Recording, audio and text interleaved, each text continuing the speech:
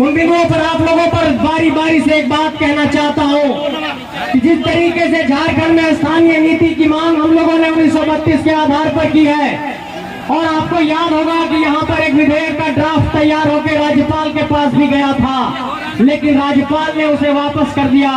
और झारखंड के 14 सांसद में से किसी भी सांसद ने देश के लोकसभा के भीतर इस बात की आवाज बुलंद नहीं की कि झारखंड में 1932 के आधार पर स्थानीय नीति परिभाषित होनी चाहिए।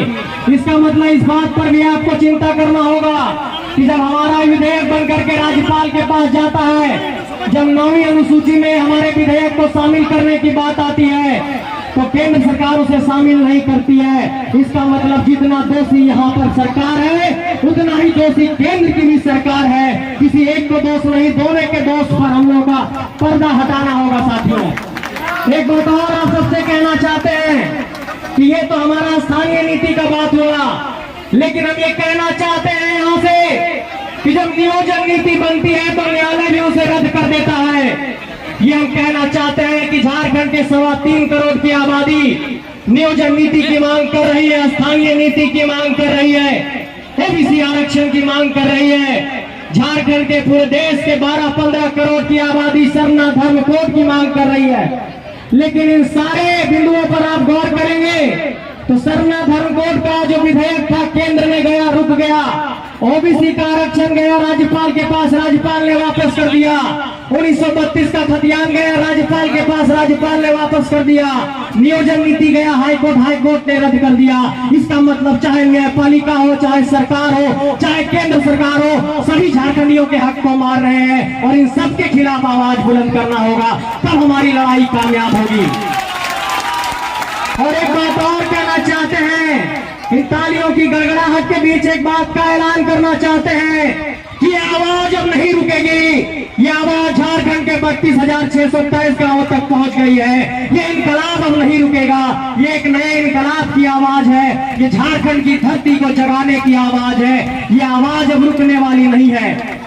लेकिन इस निरसा के धरती से एक बात का यहाँ पर आप लोगों को संदेश देना चाहते हैं कि आपको इस पहलू पर गौर करना होगा कि झारखंड के 81 विधानसभा सीटों पर, 14 लोकसभा के सीटों पर झारखंडी माटी के विधायक और सांसद बनाने के लिए आपको संकल्प लेना होगा। और जब तक ये संकल्प नहीं दोहराएंगे ये धरती पर, तो यहाँ के सांसद झारखंडी माटी से नहीं है। बगल में हजारीबाग की धरती है, वहाँ के सांसद बक्सर से है। उसके बगल जाकर के चतरा में देखिए, वहाँ के सांसद भी झारखंडी माटी से नहीं है। चतरा के बगल में पलामू जाते हैं, वहाँ के सांसद भी झारखंडी माटी से नहीं है। पलामू से रांची आते हैं तो वहाँ के सांसद राजस्थान से हैं, और जाते हैं संथाल परगना के गोड्डा में तो वहाँ के सांसद आपको भागलपुर से नजर आते हैं। मैं ये सवाल पूछना चाहता हूँ कि क्या ये झारखंडी माटी हमारी इतनी कमजोर हो गई है कि अपना नेता नहीं पैदा कर सकती है? आपको अपना नेता पैदा करना पड़ेगा इसी धरती से,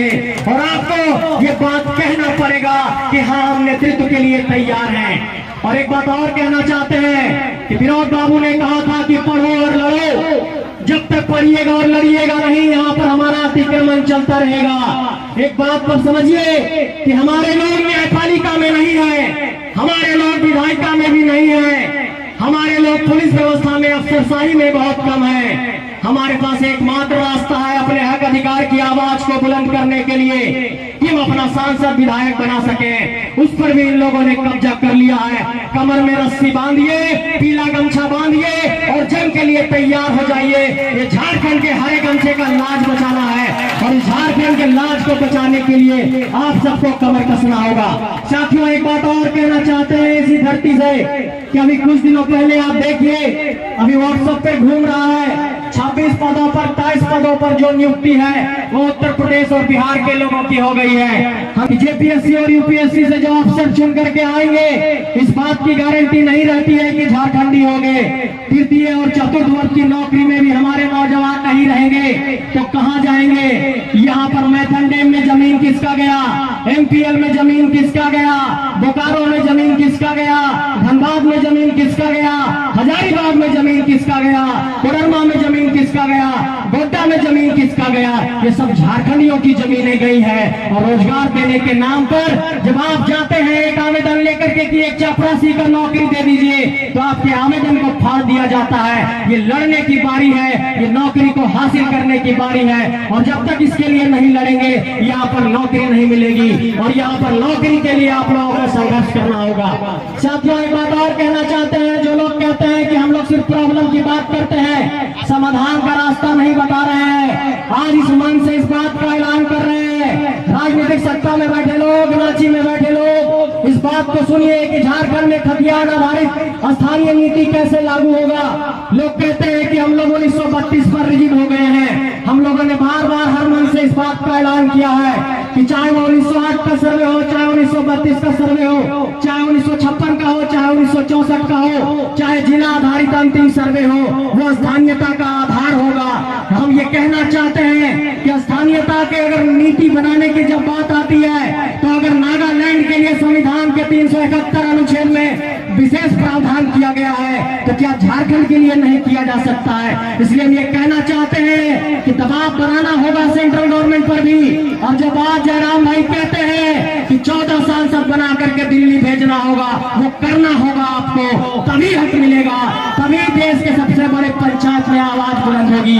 और देश के सबसे बड़े पंचायत में जब तक ये आवाज नहीं बुलंद होगी, तो आप लोग ये सोचते होंगे कि हम लोग सिर्फ झारखंड में विधायक बना करके अपना हक हासिल कर लेंगे, तो ये नहीं हो। झारखंड के ऊपर कोई चर्चा किया कि झारखंड के लोगों को हक अधिकार मिलना चाहिए, इसका मतलब ये लोग हमारे खनिज संपदा का सिर्फ दोहन कर रहे हैं और हमारे जमीनों को ले रहे हैं, और नौकरी के देने के नाम पर, हक देने के नाम पर ये लोग पिछले दरवाजे से हमारा हक मारते हैं। इसलिए आप सबों से ये कहना चाहते हैं कि इस आवाज को नहीं दबने दीजिए। ये झारखंड में 23 सालों के बाद एक आवाज उठी है, और यहाँ पर कई मुखिया, जिला परिषद पहुंचे होंगे, कई पंचायत समिति के सदस्य पहुंचे होंगे। लोग कहते हैं कि कैसे बनाएंगे 81 विधायक और 14 सांसद। हम ये कहना चाहते हैं कि झारखंड के 264 प्रखंडों में जो 4235 पंचायत, 4345 पंचायत है, सब जगह मुखिया और जिला परिषद हम लोगों ने झारखंडी माटी का बनाया है। तो जिन 264 प्रखंडों में हम 4345 मुखिया बना सकते हैं, 536 जिला परिषद बना सकते हैं, तो 81 विधायक और 14 सांसद इसी माटी से निकलेगा। ये हम कहना चाहते हैं मेरे साथियों। यही का मुखिया, यही का जिला परिषद विधायक बनेगा, यही के हम लोग विधायक बनेंगे, सांसद बनेंगे। ये कोई सवाल ना करे कि हमें राजनीति नहीं करना आता। अरे आप लोगों के पास करोड़ों करोड़ की संपत्ति है, लेकिन हम लोगों ने 2 रुपया और 5 रुपया इकट्ठा करके पूरे झारखंड पर जगा दिया है। और ये लोग हम सोच रहे हैं कि इस आंदोलन को कैसे दबाया जाए, और एक आरोप लगाते हैं कि ये आंदोलन तो सिर्फ महतो लोगों का आंदोलन है, सिर्फ बोकारो और धनबाद में है। संजय मेहता कैसे आ गया, कृष्णा यादव कैसे आ गए, फरजान भाई कैसे आ गए, मनोज यादव कैसे आए, ऐसे जो तमाम लोग यहाँ पर हैं, वो लोग कैसे पहुंचे इस आंदोलन में? ये आंदोलन पूरे झारखंडियों का आंदोलन है। जो लोग ये आरोप लगाते हैं कि ये किसी जाति का आंदोलन है, वो हमसे डर गए हैं, और उनको हम ये बताना चाहते हैं कि ये झारखंड में नए इंकलाब की आवाज है, और ये इंकलाब की आवाज अब नहीं रुकेगी। ये आंदोलन आग पकड़ चुका है, ये आंदोलन बहुत तेज हो चुका है। अब कोई भी पुलिस की लाठियां कमजोर नहीं कर पाएगी। डुमरी में हमारे भाइयों पर केस किया गया है, डुमरी में हमारे जयराम भाई पर भी केस किया गया है, हमारे मोती भाई पर भी केस किया गया है। उन पुलिस वालों को ये कहना चाहते हैं कि तुम्हारा ये 353 का धारा हमारे हौसले को कमजोर नहीं कर पाएगा। तुम केस मुकदमा करोगे, कलम कॉपी से लड़ने के लिए तुम हम लोगों को बाध्य करोगे, तो कोर्ट में भी जाकर के तुमसे लड़ेगा। ये ऐलान भी यहाँ से करना चाहते हैं। ये सिर्फ बदलाव की एक तरीके से कहिए आहट है, और इस आहट को कोई नहीं रोक पा रहा।